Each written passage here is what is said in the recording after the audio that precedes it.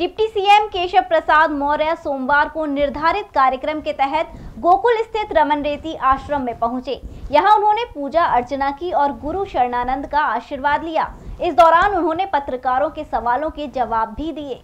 Deputy CM Keshav Prasad Maurya Gokul के रमन रेती धाम पहुंचे, जहां गुरु शरणानंद के आश्रम में पूजा पाठ की और गुरु शरणानंद का आशीर्वाद लिया। डिप्टी सीएम केशव प्रसाद मौर्य ने कहा कि आज रमन रेती में पूजा पाठ करने के लिए और गुरु का आशीर्वाद लेने के लिए आए हैं। इसके बाद उन्होंने पार्टी के कार्यकर्ता और जिले के अधिकारियों के साथ बैठक का कार्यक्रम किया, फिर बिहारी जी के दर्शन किए। डिप्टी सीएम केशव प्रसाद मौर्य से जब सवाल किया कि बसपा और सपा ब्राह्मण वोट बैंक को रिझाने में लगी हैं, तो डिप्टी सीएम केशव प्रसाद मौर्य ने कहा कि सबका साथ सबका विकास सबसे बड़ा नारा है। क्या ब्राह्मण, क्या क्षत्रिय, क्या सूद, इसमें सब समाहित हो जाते हैं। बसपा का चरित्र पूर्व में जनता देख चुकी है। राहुल गांधी के ट्रैक्टर पर सवाल होकर संसद पहुंचने के सवाल पर कहा कि राहुल गांधी हल चलाएं तब माना जाएगा कि वह किसान है। चुनाव लड़ने के सवाल पर कहा कि अभी पार्टी और हमारी कमेटी इस चीज पर निर्णय लेगी, तभी फाइनल होगा कि कौन कहां से चुनाव लड़ेगा। वहीं मथुरा के बलदेव क्षेत्र से बीजेपी विधायक पूरन प्रकाश के टोल पर हंगामा और मारपीट के मामले पर अखिलेश यादव द्वारा सरकार पर सवाल खड़े करने पर पूछा तो उन्होंने कहा कि मुझे अभी जानकारी नहीं है, वह आश्रम में पूजा पाठ करने के लिए आए हैं। चरण पूजन के लिए, दर्शन के लिए आज यहाँ श्री रमन रेती धाम पर आया था। साथ ही अभी बिहारी जी के भी दर्शन करेंगे। अधिकारियों के साथ, पार्टी पदाधिकारियों और कार्यकर्ताओं के साथ बैठक भी करेंगे।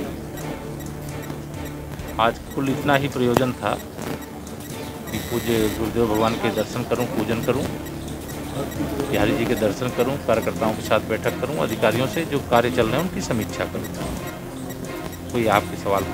बसपा और सपा अब ब्राह्मण वोट बैंक की तरफ जा रही है, आप किस तरीके से देख रहे हैं? देखिए, मैं यह मानता हूं कि सबका साथ सबका विकास से बड़ा शब्द कोई नहीं है।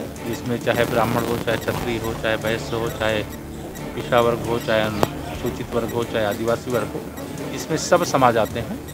वही रास्ता सबसे अच्छा है और बसपा का चरित्र पूर्व में भी देखा गया है और इसलिए बसपा को लोगों ने नकार दिया 2012 में भी, फिर 17 में भी और 2014 में, 2019 में।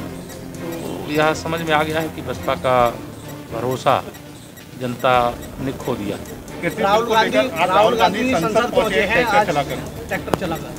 कहिए हल चलावें तब किसान माना जाए।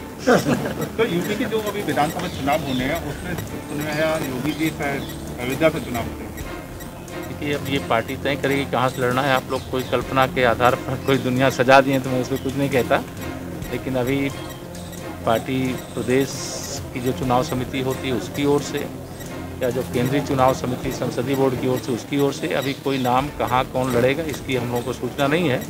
लेकिन हमारे आप सब मीडिया के मित्र हैं, कहीं से भी लड़ा सकते हैं, कहीं से भी भेज सकते हैं, लेकिन अभी निर्णय ऐसा कोई नहीं है। सर, एक बीजेपी विधायक जी का वीडियो वायरल हो रहा, थप्पड़ मारते हुए, उसमें अखिलेश यादव जी ने उसको ट्वीट किया है। मुझे जानकारी, मैंने देखा भी नहीं। आप कौन से विधायक की बात कर रहे हैं, किसने थप्पड़ मारा है, किस क्रम में मारा है? आज तो मैं दर्शन करने आया हूँ, जरा मुझे वो जो गुरुदेव जी की जय बोलने दो,